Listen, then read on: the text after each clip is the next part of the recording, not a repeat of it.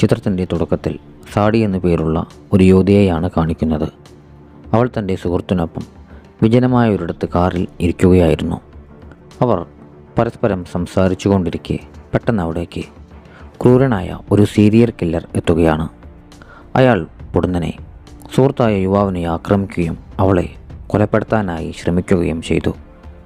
മരണഭയത്താൽ സാഡി അവിടെ നിന്നും പ്രാണരക്ഷാർത്ഥം ഓടി രക്ഷപ്പെടാനായി ശ്രമിച്ചു. എന്നാൽ ആ കൊലയാളി വിടാതെ അവളെ പിന്തുടരുകയാണ്. എന്നാൽ സാഡി വെറുതെ ഓടുകയായിരുന്നില്ല. അവിടെ സാഡിയുടെ ആത്മമിത്രമായ മക്കല്ലയുണ്ടായിരുന്നു.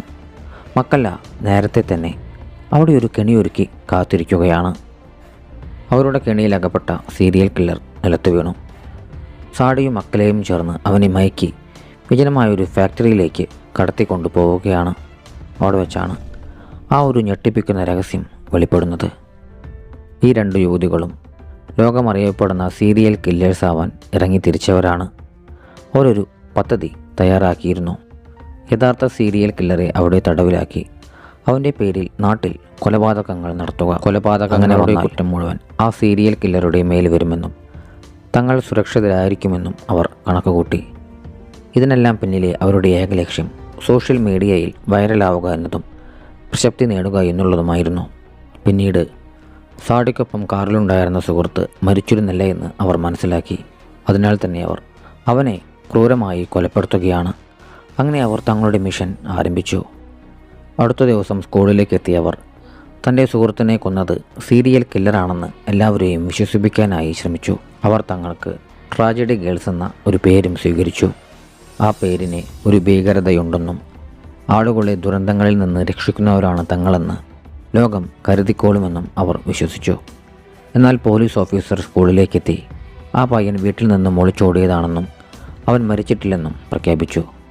ശവശരീരം കിട്ടാത്തതിനാൽ സോഷ്യൽ മീഡിയയിൽ ഈ പെൺകുട്ടികൾ പ്രചരിപ്പിക്കുന്ന വ്യാജ വാർത്തകൾ വിശ്വസിക്കരുതെന്നും അദ്ദേഹം മുന്നറിയിപ്പ് നൽകി. ഇത് ട്രാജഡി ഗേൾസിനെ വല്ലാതെ പ്രകോപിപ്പിച്ചിരുന്നു.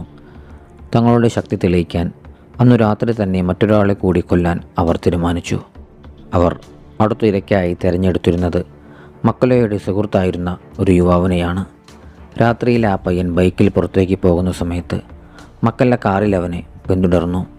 വഴിയിൽ വെച്ച് മക്കളെ അവനെ ഇടിക്കാനായി ശ്രമിച്ചപ്പോൾ അവൻ വേഗത കൂട്ടി രക്ഷപ്പെടാനായി പായുകയാണ്. എന്നാൽ സാഡി ആ വഴിയിൽ നേരത്തെ തന്നെ ഒരു കെണിയുണ്ടാക്കിയിരുന്നു.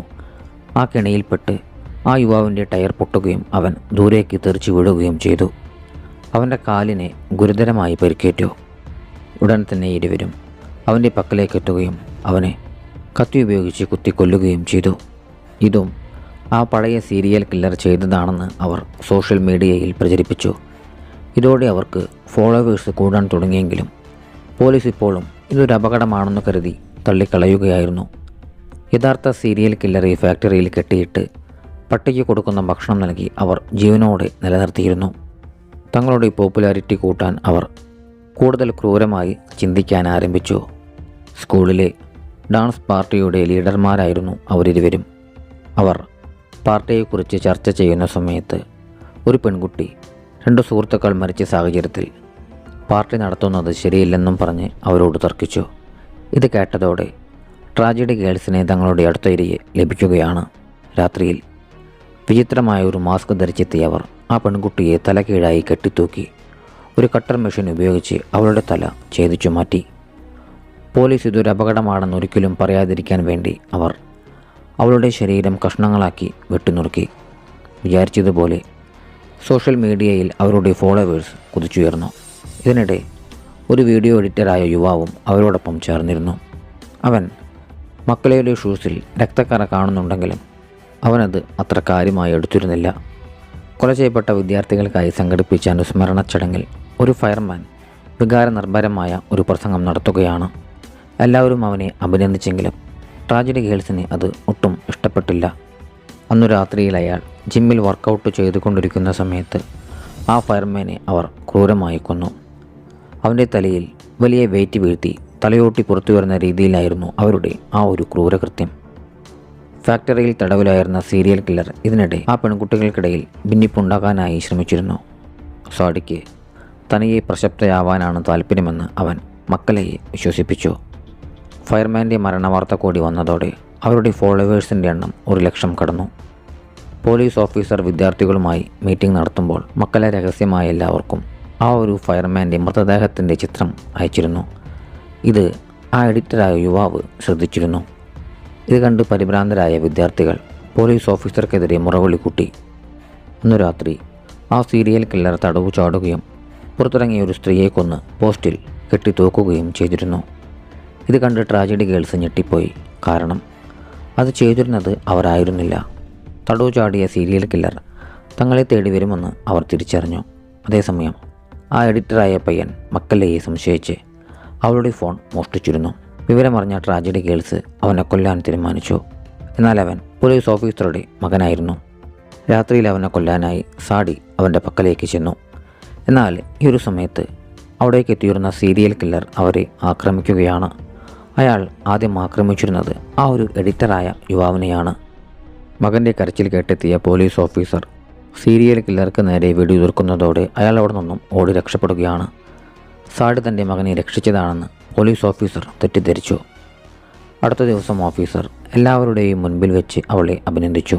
ഇത് മക്കല്ലയ്ക്ക് ഇഷ്ടപ്പെട്ടിരുന്നില്ല. അവൾക്ക് സാഡിയോട് അസൂയ തോന്നി. ഇതോടെ രണ്ടുപേരും തമ്മിൽ പിണങ്ങുകയാണ്. ഡാൻസ് പാർട്ടിയുടെ രാത്രി സാഡി എഡിറ്ററുടെ കൂടി പോകുമ്പോൾ മക്കല്ല ആ സീരിയൽ കില്ലറുമായി കൂട്ടുചേർന്ന് എല്ലാവരെയും കൊല്ലാൻ പദ്ധതി തയ്യാറാക്കി. അങ്ങനെ പാർട്ടി തുടങ്ങി. മക്കല്ല തൻ്റെ ടീച്ചറെ കൊലപ്പെടുത്തിയതിനു ശേഷം പാർട്ടിയിലേക്കെത്തി. ആ ഒരു കെട്ടിടത്തിൻ്റെ മുകളിൽ വെച്ച് ട്രാജഡി ഗേൾസ് തമ്മിൽ വഴക്കായി. അവിടേക്ക് ആ ഒരു സീരിയൽ കില്ലർ എത്തുകയാണ്. തന്നെ മൃഗത്തെ പോലെ തടവിലാക്കിയ മക്കലയോട് താൻ ഒരിക്കലും കൂട്ടുചേരില്ലെന്നും രണ്ടുപേരെയും കൊല്ലുമെന്നും പറഞ്ഞും അയാൾ ഭീഷണിപ്പെടുത്തി. എന്നാൽ പെട്ടെന്ന് മക്കല്ല തൻ്റെ പക്കലുണ്ടായിരുന്ന ഗണ്ണെടുത്ത് അയാളെ വെടിവെച്ചു കൊന്നു. അങ്ങനെ ആ യുവതികൾ വീണ്ടും ഒന്നിക്കുകയാണ്. അവർ ഇതിനെല്ലാം സാക്ഷിയായ എഡിറ്ററെ തൂക്കിക്കൊന്ന് തെളിവ് നശിപ്പിച്ചു. തുടർന്ന് ഹാളിൽ തീയിട്ട് എല്ലാ വാതിലുകളും പൂട്ടി അവർ പുറത്തു കടന്നു. അകത്തുണ്ടായിരുന്ന വിദ്യാർത്ഥികളെല്ലാം ദാരുണമായി വെന്തുമരിച്ചു.